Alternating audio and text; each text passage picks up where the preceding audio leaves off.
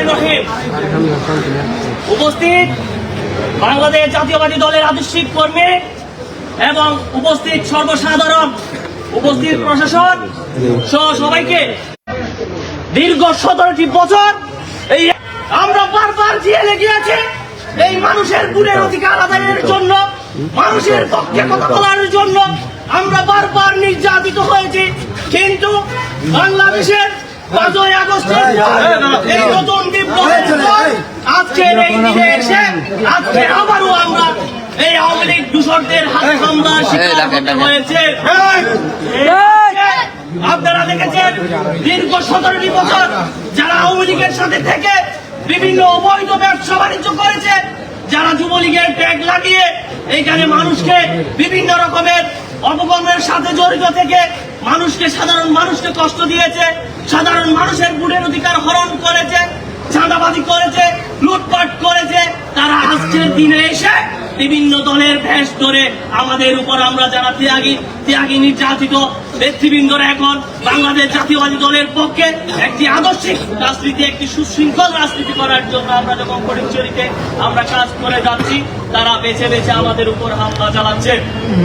তারই ধারাবাহিকতায় আজকে ফটিকছড়ি পৌরসভা ছাত্র দলের মেধাবী ছাত্র নেতা, আমার অত্যন্ত স্নেহভাজন, তিনি দীর্ঘ 17টি বছর আমার সাথে যুদ্ধ করতে গিয়ে আওয়ামী লীগ সরকারের বিরুদ্ধে বারবার হামলার শিকার হয়েছে, বারবার মামলার শিকার হয়েছে। ফটিকছড়ি পৌরসভা ছাত্র দলের মেধাবী যুক্ত আহ্বায়ক তানভীরকে কোনো কারণ ছাড়া আজকে আমার অফিসের সামনে থেকে টেনে হিসেবে তুলে অপহরণ করার চেষ্টা করেছে। যখন এসে বাধা দেওয়ার চেষ্টা করেছি, আমি যখন তাদের পরিচয় জানতে চেয়েছি, তারা আমার উপর হামলা চালানোর জন্য চেষ্টা চালিয়েছে বন্ধুরা।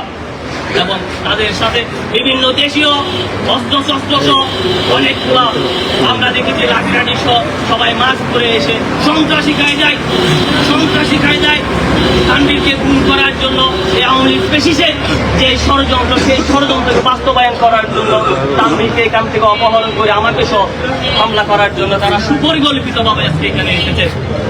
সাধারণ জনগণ যখন তাদেরকে ধাওয়া দিয়েছে, তারা পালিয়ে গেছে। ইতিমধ্যে আমরা একজন হামলাকারীকে এখানে জনতারা ধরে এখানে বেঁধে রেখেছে, প্রশাসনের বাইরেও এসেছে। আমরা বাংলাদেশ জাতীয়বাদী দলের যারা আদর্শের সৈনিক, আমরা সব সময় প্রশাসনের প্রতি সন্ত্রাসীর, আমরা সব সময় প্রশাসনকে সহায়তা করে এসেছি। সেই জন্য এই সন্ত্রাসীকে আমরা প্রশাসনের হাতে তুলে দিব। প্রিয় নেতৃবৃন্দরা, আমি একটা বিষয় স্পষ্ট করে বলতে চাই, আমরা দীর্ঘদিন ধরে এত নির্যাতিত নিপীড়িত হওয়ার পরও আমরা চেয়েছি এই ফটিকছড়িকে শান্ত রাখার জন্য, আমরা চেয়েছি প্রশাসনকে সহায়তা করার জন্য। কিন্তু আমরা এখন কি দেখতে পাচ্ছি, আমরা যারা দীর্ঘদিন ধরে রাজপথে যুদ্ধ করেছি, যারা জনগণের পক্ষে কথা বলেছি, যারা এই 5ই আগস্টের নতুন বাংলাদেশের পক্ষে আমরা রাজপথে যুদ্ধ করেছি, আজকে এসে দেখা যাচ্ছে তারা আমাদেরকে দেখে আমাদেরকে চিহ্নিত করে, আমাদেরকে হামলা করার, আমাদেরকে মেরে ফেলার চেষ্টা করছে। কারণ তারা জানে আমাদেরকে যদি মেরে ফেলতে পারে, তারা আবার ওই ফটিকছড়িতে এসে অবস্থান করতে পারবে।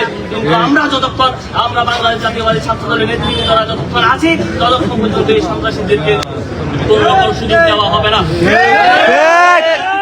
আমি একটা দাবি নিয়ে আমার বক্তব্য শেষ করব। যে যুবলীগের বাচ্চুর নেতৃত্বে এখানে হামলা হয়েছে, আমি প্রশাসনকে বলবো, আগামী 1 ঘন্টার মধ্যে যদি বাচ্চুকে গ্রেপ্তার করে না হয়, পুরা ফটিকছড়ি তথা আমাদের ফটিকছড়ি তারা সারা ফটিকছড়ি বলক করে দেওয়া, আমাদের ছাত্র দলের নেতৃবৃন্দদেরকে নিয়ে আমরা সারা ফটিকছড়িকে অবরোধ করব এবং সেই অবরোধে যদি কোনো ফলাফল না আসে, আমরা হরতালের ডাক দিব। কিন্তু আমরা চাই না কোন আওয়ামী লীগ প্রেসিডেন্ট, কোন দূষণ, কোন সন্ত্রাসী এই ফটিকছড়িতে থাকতে পারবে না। যদি প্রশাসনে যদি 1 ঘন্টার মধ্যে যদি কোনো সুরাহ আমাদেরকে দিতে না পারে, আমরা ছাত্র জনতা সহ নিয়ে আমরা বাংলাদেশ জাতীয়বাদী ছাত্র দল, আমরা সারা ফটিকছড়িতে ব্লক করবো। আমরা এটা ঘোষণা দিয়ে যাচ্ছি, আমরা 1 ঘন্টা পর্যন্ত আপনাদেরকে দেখে সময় দিয়ে রাখছি। পাশাপাশি আপনারা জানেন, যার নেতৃত্বে এখানে হামলা হয়েছে আমাদের উপর, যার নির্দেশনে এখানে হামলা হয়েছে, সেই কিন্তু এজাহারভুক্ত আসামি। আপনারা হয়তো অনেকে জানেন না, আমরা ইতিমধ্যে জানতে পেরেছি সেই এজাহারভুক্ত আসামি। আমি প্রশাসনকে বলতে চাই, একজন এজাহারভুক্ত আসামি কি করে আজকে এসে আমাদের উপর হামলা করে, জবাব কিন্তু আপনাদেরকে দিতে হবে। এই উপস্থিতি আমি আমার ছাত্র দলের নেতাকর্মীদেরকে উদাত্ত আহ্বান জানাবো। আমি আগেও বলেছি, এখনো বলছি, আমরা প্রশাসনের প্রতি কিন্তু শ্রদ্ধাশীল।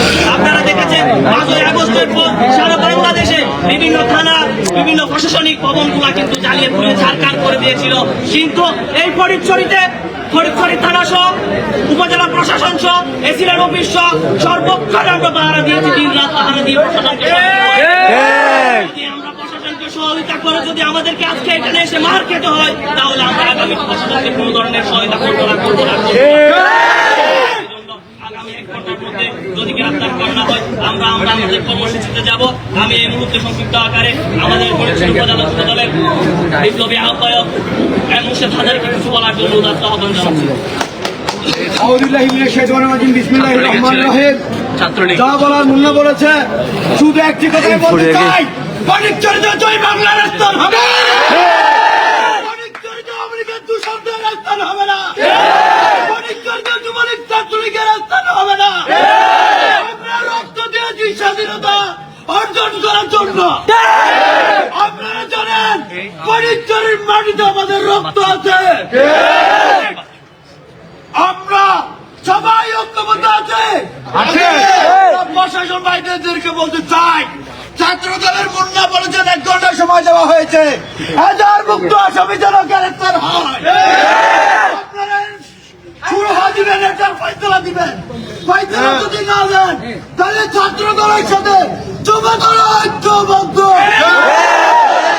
আমি বলতে চাই ফরিদছড়িতে আবারও জয় বাংলার ঠিকানা ফরিদছড়ির মাটিতে হবে।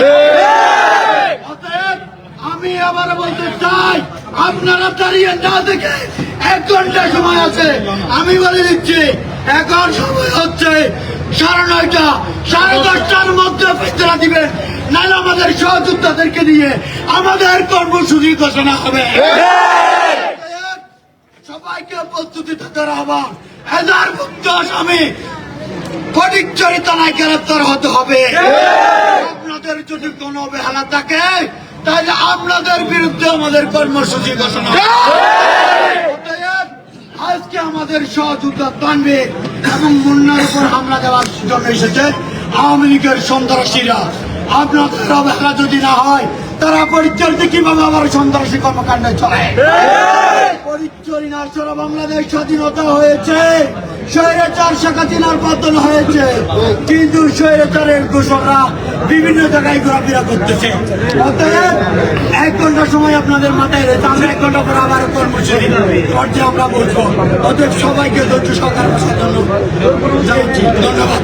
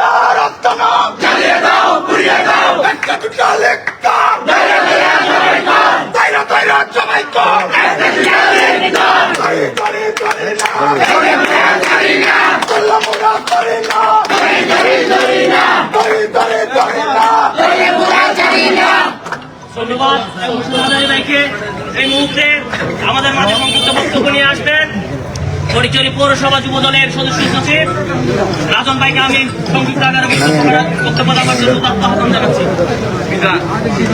বিসমিল্লাহির রহমানির রহিম। সংগ্রামী উপস্থিতি, দীর্ঘ 17 বছর আওয়ামী ফ্যাসিবাদের জুলুম নির্যাতনের শিকার হওয়ার পরেও সারা বাংলাদেশে যেভাবে আওয়ামী লীগের নেতাদেরকে দমন করা হয়েছিল, আমাদের এই ফটিকছড়ি জাতীয়তাবাদী দলের বাইরা মানবিক দৃষ্টিতে তাকিয়ে ফটিকছড়িতে কোনো আওয়ামী লীগ বা স্বৈরাচারের দূষণের গায়ে হাতও তুলে নাই। সেটাকে দুর্বলতা মনে করে এই স্বৈরাচারের দূষণরা মায়ের কোলে নিরাপদে তৈরি ঘুমিয়েছিল। আমরা চেয়েছিলাম শহীদ প্রেসিডেন্ট জিয়াউর রহমানের আদর্শে আদর্শিত হয়ে আমরা সকলে মিলেমিশে অতীতের মূল ছবি খাবার দৃষ্টিতে দেখে সাধারণ মানুষদেরকে সাথে নিয়ে শান্তিপূর্ণভাবে ফটিকছড়ির উন্নয়নের জগতে থাকতে চেয়েছিলাম। আমরা তাদেরকে ক্ষমা করে মানবিক দৃষ্টিতে তাকানো যদি আমাদের অপরাধ হয়ে থাকে, আজ থেকে ফটিকছড়ি পৌরসভা যুব দলের পক্ষ থেকে ঘোষণা দিতে চাই, এই ফটিকছড়ির মাটিতে আর কোনো আওয়ামী দূষণ স্বৈরাচারের পেটাদের ঠাই আমরা হতে দেব।